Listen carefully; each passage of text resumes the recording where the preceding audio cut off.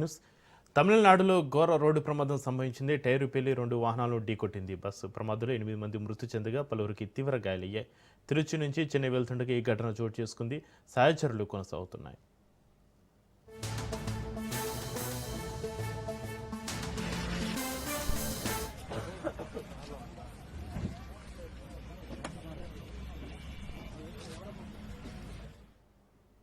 Breaking చూస్తున్నా తమిళనాడులో ఘోర రోడ్డు ప్రమాదం సంభవించింది. టైరు పేలి 2 వాహనాలను ఢీకొట్టింది. బస్సు ప్రమాదంలో 8 మంది మృతి చెందగా పలువురికి తీవ్ర గాయాలయ్యాయి. తిరుచి నుంచి చెన్నై వెళ్తుండగా ఈ ఘటన చోటు చేసుకుంది. సాయచర్యలు కొనసాగుతున్నాయి.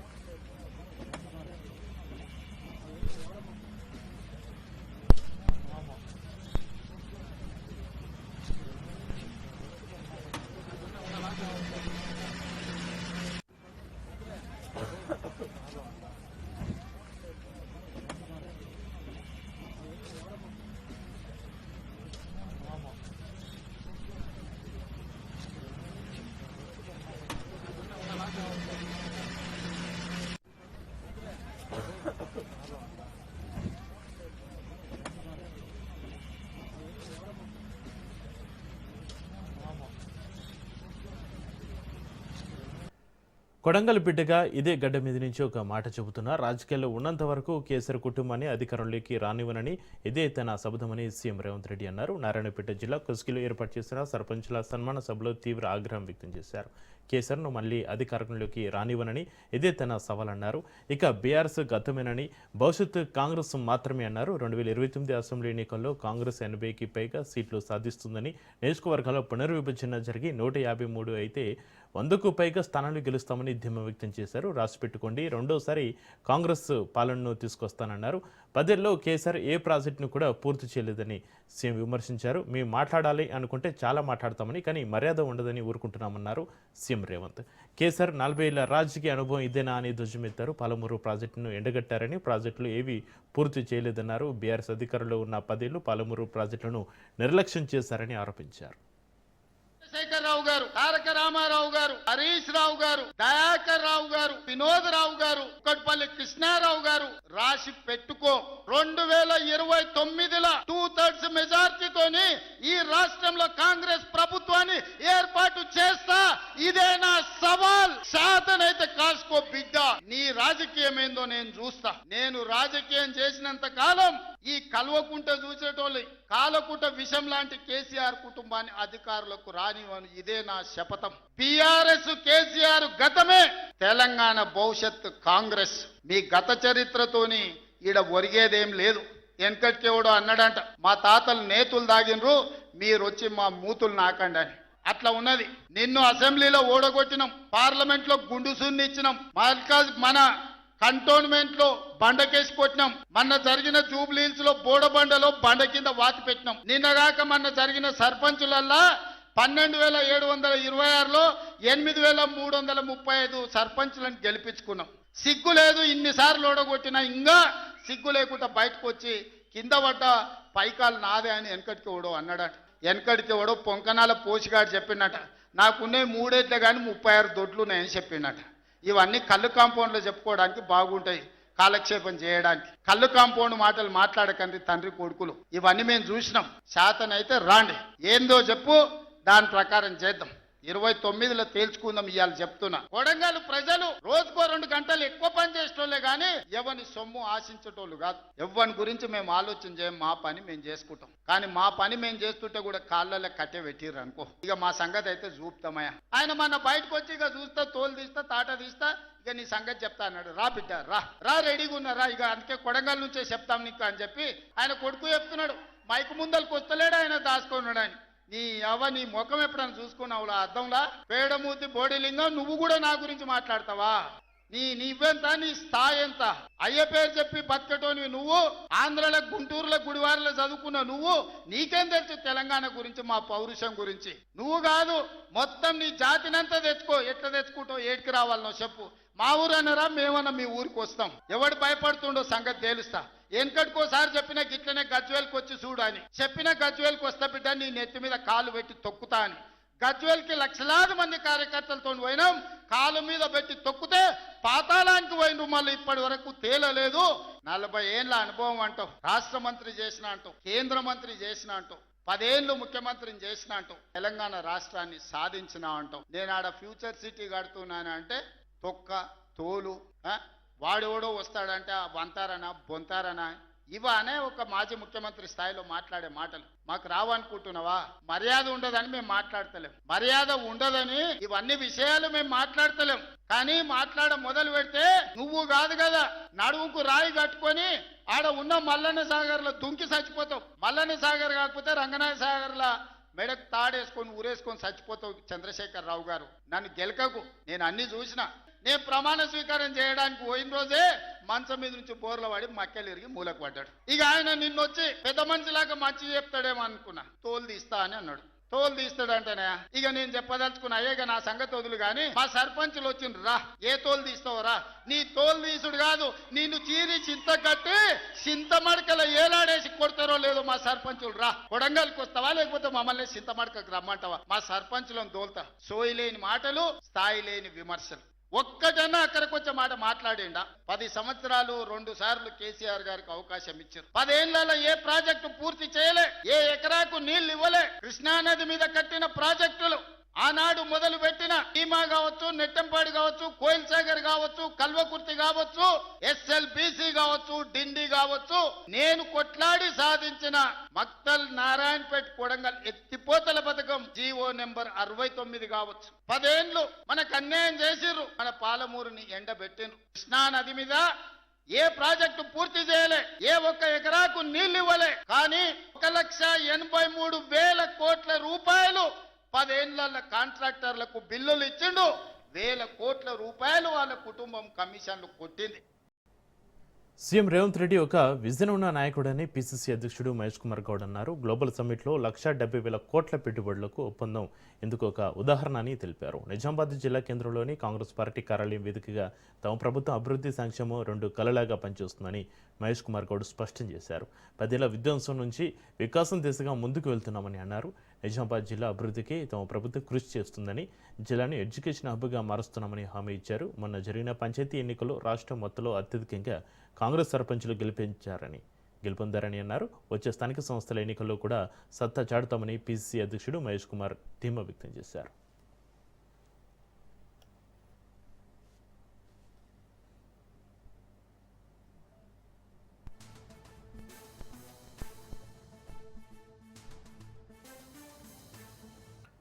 డీజీపీ శివధర్ రెడ్డి నియామక ఉత్తర్వుల రద్దుకు హైకోర్టు నిరాకరించింది. 2 వారాలుగా డీజీపీల ప్యానెల్ లిస్టును యూపీఎస్సీకి పంపాలని ఆదేశించారు. సుప్రీంకోర్టు మార్గదర్శకాల మేరకు ఎంపిక ఉండాలని హైకోర్టు సూచించింది.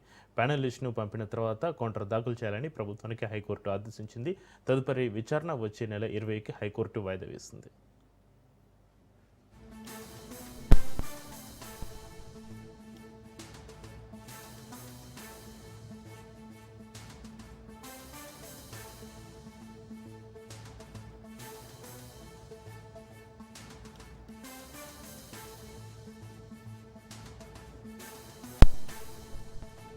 కోటయం ప్రభుత్వం నెల్లూరు జిల్లాలో పునర్విభజన చిచ్చు రేపింది. పునర్విభజన నిరసన జ్వాలలు మంటలు చెలరేగుతున్నాయి. పునర్విభజన విషయంలో ఎన్నికలకు ముందు ఇచ్చిన మాటకు అధికారంలోకి వచ్చిన తర్వాత చేష్టలకు సంబంధం లేకుండా ప్రయత్నిస్తున్నారని ప్రజలు విమర్శిస్తున్నారు.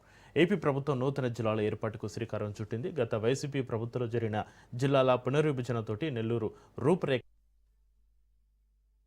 కూటమి ప్రభుత్వం తీసుకున్న నిర్ణయాలపైన ప్రజలు ఆగ్రహోజ్జాలతోటి ఆ ప్రాంతాలు రగిలిపోతున్నాయి. నెల్లూరు జిల్లా విభజనపైన Raj news special drive.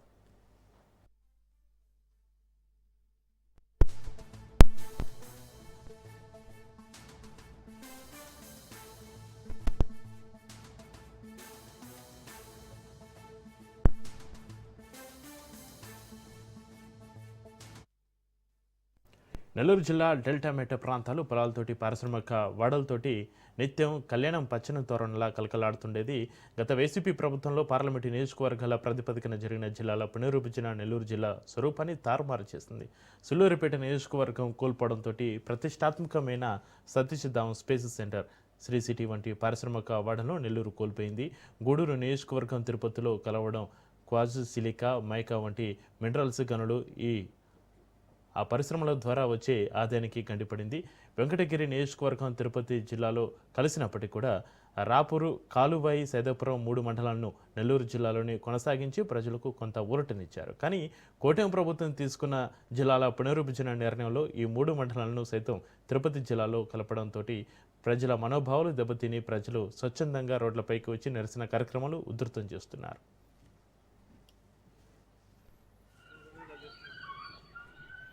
Tirupati కాలాస్త్రి రకరకాల గుండెలు ఎత్తుతూ ఉన్నారు. కానీ ఎలాగో మనం జాబ్ చేయాలి. నాలాంటి బాధ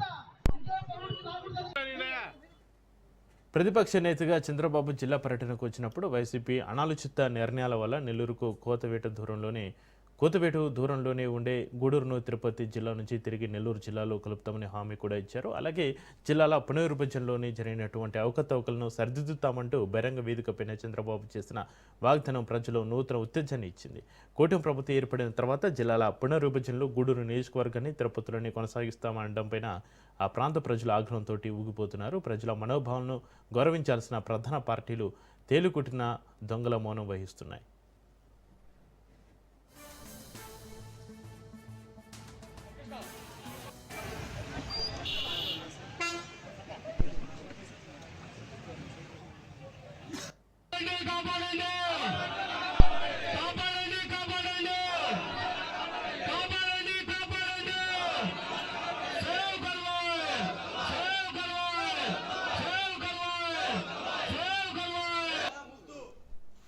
హలో రవి,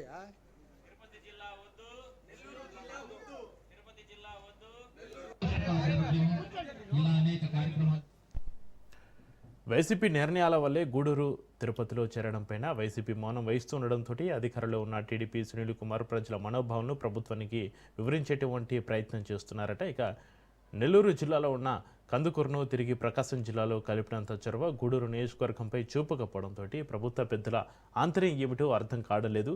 ఇక ప్రభుత్వ అనాలోచిత నిర్ణయాలతోటి నెల్లూరు తల నరుక్కుపోతున్న జిల్లా మంత్రులుగా ఉన్న ఆనం రామనారాయణ రెడ్డి, మంత్రి నారాయణ మౌనంగా ఉంటున్నారు.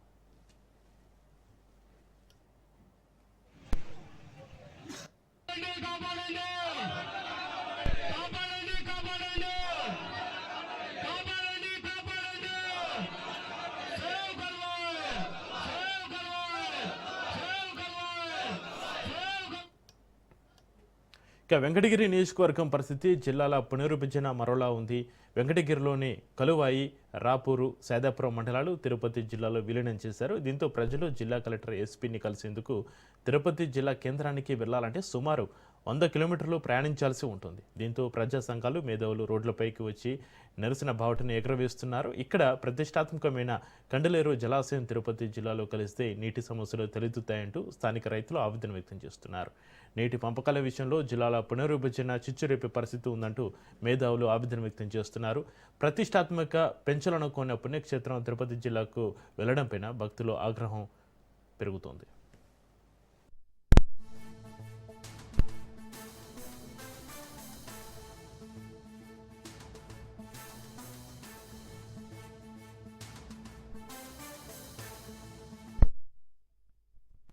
మా గురువు గారు చెన్ను బాలకృష్ణ గారి నాయకత్వంలో పనిచేసాం.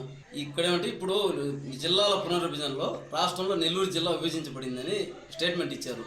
కానీ ఇది చాలా చట్ట వ్యతిరేకంగా దుర్మార్గంగా అనిపిస్తుంది. ఎందుకంటే మాకు నెల్లూరు జిల్లాతో చాలా అనుబంధాలు ఉన్నాయి, భౌగోళికంగానే అన్నీ. ఇప్పుడు కండలేరు డ్యామ్ ఉంది, అది 2 జిల్లాల పరిధిలో పోతే రేపు నీటి యుద్ధాలు కొనసాగుతాయి రాబోయే తరాలకు.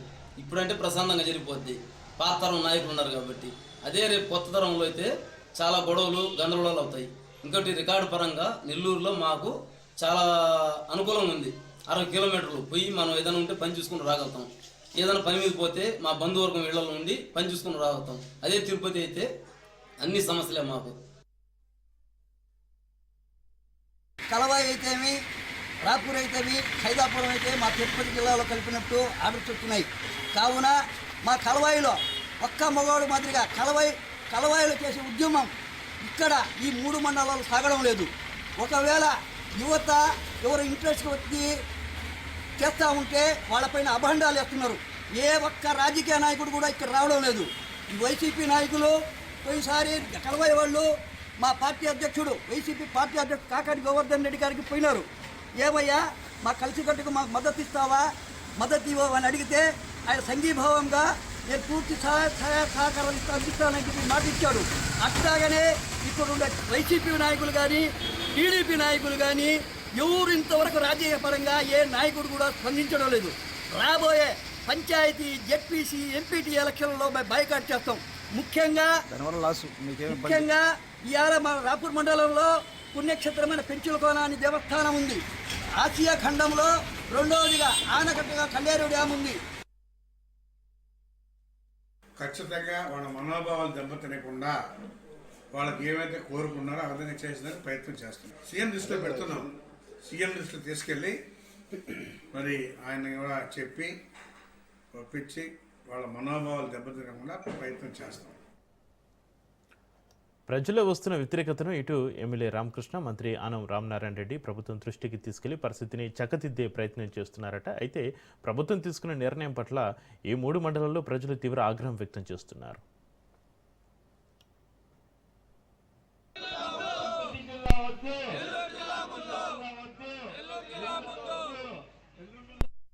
గుంటూరు జిల్లా తాడేపల్లి ఇప్పటంలో డిప్యూటీ సీఎం పవన్ కళ్యాణ్ పర్యటించారు. గ్రామస్తులు, జనసేన కార్యకర్తలు ఘన స్వాగతం పలికారు. గత వైసీపీ ప్రభుత్వ హయాంలో రోడ్డు విస్తరణ పేరుతోటి ఇల్లు, ప్రహరీలు కూల్చివేతకు గురైన బాధితులతోటి మాట్లాడారు. అప్పట్లో గ్రామానికి వచ్చి బాధితులకు ధైర్యం చెప్పి అధికారంలోకి వచ్చాక మళ్లీ వస్తారని ఇచ్చిన హామీని పవన్ కళ్యాణ్ ఇప్పుడు నెరవేర్చారు. ఇల్లు కోల్పోయిన వృద్ధురాలు నాగేశ్వరమ్మను స్వయంగా కలిసిన పవన్ కళ్యాణ్ ఆమెకు 50,000 రూపాయల ఆర్థిక సహాయం, మనవడికి 1,00,000 రూపాయలు సహాయం అందజేశారు.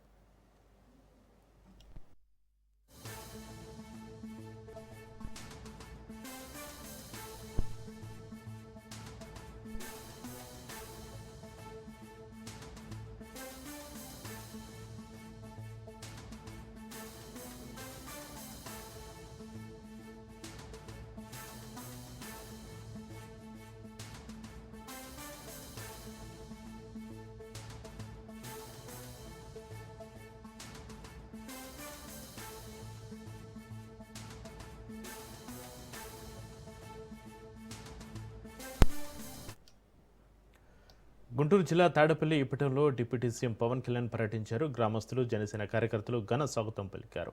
గత వైసీపీ ప్రభుత్వ హయాంలో రోడ్డు విస్తరణ పేరుతోటి ఇల్లు, ప్రహరీలు కూల్చివేతకు గురైన బాధితులతో మాట్లాడారు. అప్పట్లో గ్రామానికి వచ్చి బాధితులకు ధైర్యం చెప్పి అధికారంలోకి వచ్చాక మళ్లీ వస్తారని ఇచ్చిన హామీని పవన్ కళ్యాణ్ ఇప్పుడు నెరవేర్చారు. ఇల్లు కోల్పోయిన వృద్ధురాలు నాగేశ్వరమ్మను స్వయంగా కలిసిన పవన్ కళ్యాణ్ ఆమెకు 50,000 రూపాయల ఆర్థిక సహాయం, మనవడికి 1,00,000 రూపాయల సహాయం అందజేశారు. ఒడిశా మల్కాన్గిరి జిల్లాలో 22 మంది మావోయిస్టులు లొంగిపోయారు. 9 ఆయుధాలను ఒడిశా డీజీపీకి మావోయిస్టులు అప్పగించారు. లొంగిపోయిన మావోయిస్టులు 19 మంది ఒడిశాకు చెందిన వారిగా గుర్తించారు.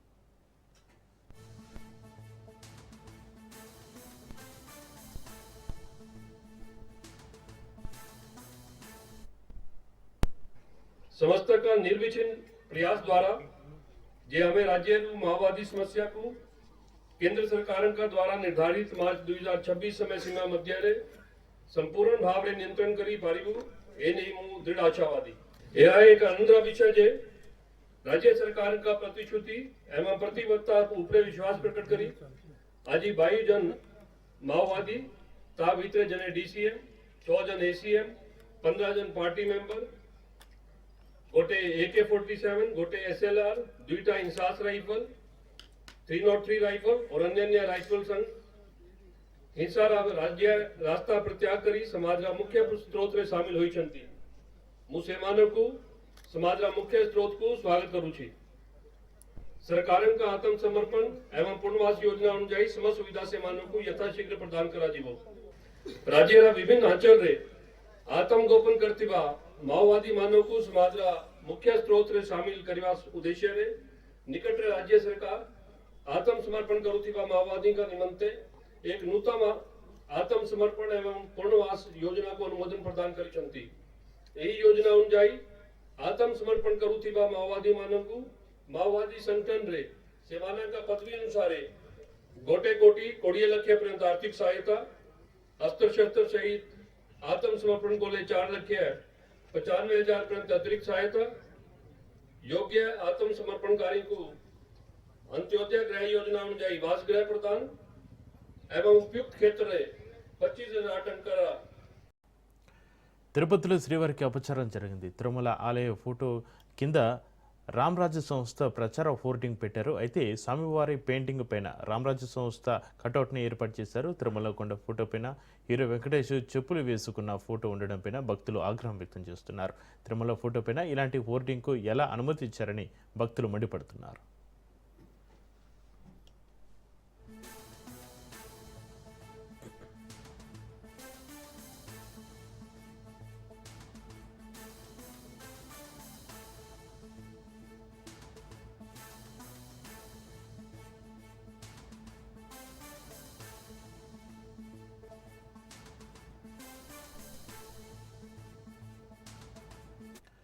రాజన్న సిరిసిల్ల జిల్లా ఇల్లంతకుంట మండలంలో ఒక వ్యక్తి సెల్ టవర్ ఎక్కి హల్చల్ చేశాడు. వల్లంపట్ల గ్రామానికి చెందిన మాజీ సర్పంచ్ కర్ల రవి తన వ్యవసాయ భూమిని గ్రామంలోని ఒక వ్యక్తికి భూమి అమ్మాడు. అయితే భూమి అమ్మకాలకు సంబంధించిన డబ్బుల చెల్లింపులో ఆలస్యం చేస్తుండటంతో రవి సెల్ టవర్ ఎక్కి నిరసన వ్యక్తం చేశాడు. సమాచారం అందుకున్న పోలీసులు అక్కడికి చేరుకుని రవికి నచ్చజెప్పే ప్రయత్నం చేయగా పోలీసులు మాట వినకుండా అక్కడే కూర్చున్నాడు. బాధితుడు తన భూమి సమస్య పరిష్కరించాలని డిమాండ్ చేస్తున్నాడు.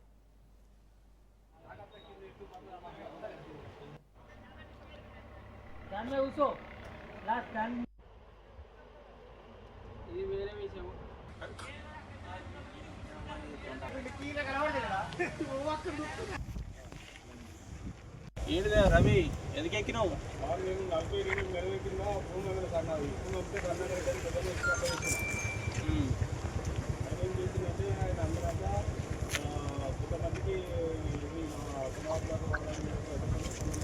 సరే ఇదంతా కాదు కానీ నువ్వు కిందికి దిగు. ఫోన్లో గిరికి ఎందుకే ఫోన్లో అయితే నాకు ఇప్పటికీ 40 లక్షల చిల్లర కానీ ఆయన 5 రూపాయలు 10 రూపాయలు ఇప్పుడు వస్తుంది. ఇప్పుడు ఆయన ఇప్పుడు పెట్టుకొని 40 నెలల నుంచి నా పైసలు ఆయన పెట్టుకొని నన్ను పక్కన ఏం చేయాలి? ఆ మేస్త్రి కూడా ఇక్కడే ఉన్నాడు. ఆ మేస్త్రి ఇప్పుడు దేని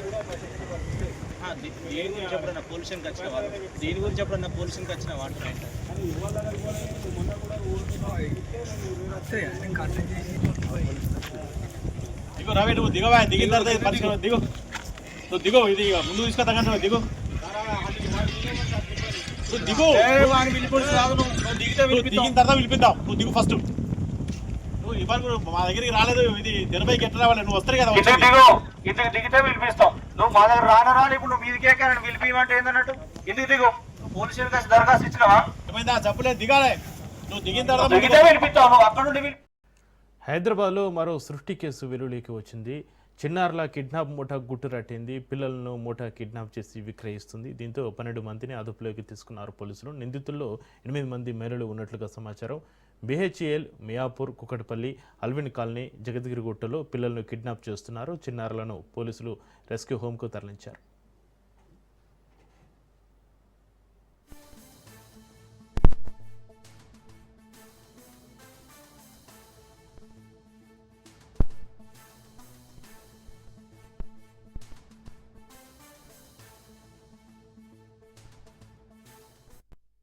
డ్రగ్స్ కట్టడికి ప్రభుత్వ కఠిన చర్యలు తీసుకుంటున్నప్పటికీ కూడా అడ్డుకట్ట పడడం లేదు. యువత డ్రగ్స్ మత్తులో నేరాలకు పాల్పడుతున్నారు. హైదరాబాద్లోని చిక్కడిపల్లిలో డ్రగ్ నెట్వర్క్ గుట్టురట్టయింది. బాయ్ ఫ్రెండ్ తోటి కలిసి లేడీ సాఫ్ట్వేర్ ఇంజనీర్ డ్రగ్స్ను విక్రయిస్తుంది. కాకినాడ నుంచి వచ్చి ఇంజనీర్లుగా ఉద్యోగం చేస్తూ డ్రగ్స్ అమ్మకాలు చేపట్టిన వైనం కనిపిస్తోంది.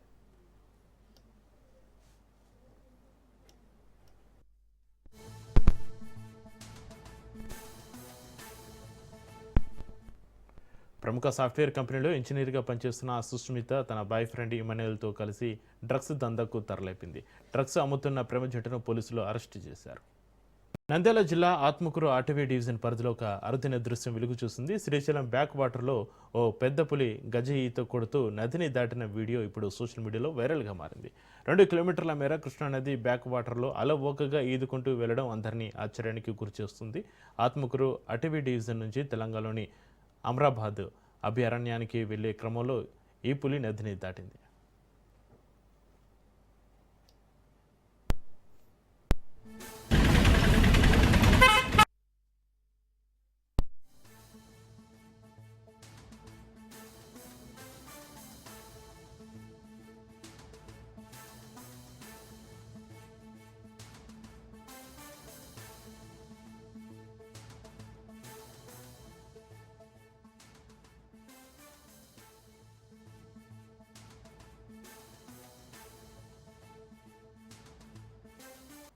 ఆదిలాబాద్ జిల్లాపై చలిపంచ విసురుతుంది. వరుసగా కొన్ని రోజులుగా కనిష్ట ఉష్ణోగ్రతలు నమోదు కావడంతో జిల్లా వాసులు ఉక్కిరి బిక్కిరి అవుతున్నారు. రాష్ట్రంలోనే అత్యల్ప ఉష్ణోగ్రతలు నమోదవుతున్నాయి. రోజు రోజుకు ఉష్ణోగ్రతలు పడిపోతుండడంతో జిల్లా ప్రజలు ఆందోళన చెందుతున్నారు. సుమారుగా 7 డిగ్రీల ఉష్ణోగ్రతలు నమోదవుతున్నాయి. ఆదిలాబాద్ జిల్లాలో కనిష్ట ఉష్ణోగ్రతలు నమోదయ్యాయి. సాయంత్రం 5 గంటలైతే చీకటి పడడం, చలి బాగా ఉండడంతో జనసంచారం తగ్గిపోయింది. చలికి తట్టుకోలేక వృద్ధులు, పిల్లలు ఇబ్బందులు పడుతున్నారు.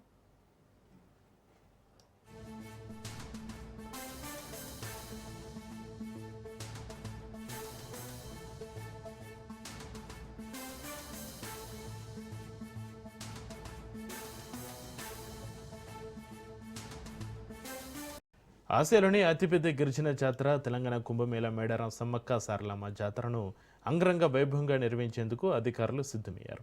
2 ఏళ్లకు ఒకసారి జరిగే మేడారం మహాజాతర ఈ ఏడాది కొత్త రూపుతోటి వైభవంగా నిర్వహించేందుకు ప్రభుత్వం ప్లాన్ చేస్తుంది. గతం కన్నా ఈసారి వనదేవతల గద్దెల విస్తరణ ప్రత్యేక ఆకర్షణగా నిలవనుంది. మేడారం మహాజాతర ఏర్పాట్లపై రాజ్ న్యూస్ గ్రౌండ్ రిపోర్ట్.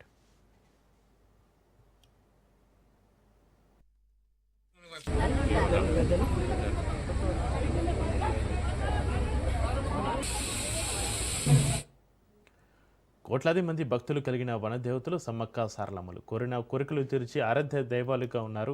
ప్రకృతిని దైవంగా కొలిచే ఆదివాసుల సంప్రదాయాలు, సంస్కృతి భక్తులందరినీ ఆ ప్రకృతితో మమేకం చేసి తెలంగాణ కుంభమేళగా పిలిచే మహాజాతర సమ్మక్క సారలమ్మ జాతర. ప్రతి 2 ఏళ్లకు ఒకసారి జరిగే మహాజాతరకు 2 కోట్లకు పైగా భక్తులు తరలివచ్చి ఆ అమ్మవారికి మొక్కులు చెల్లించుకుంటారు. ప్రభుత్వం భక్తుల సౌకర్యార్థం 40 సంవత్సరాల తర్వాత అమ్మవారి గద్దెల ప్రాంగణాలను పునర్నిర్మాణం చేస్తున్నారు.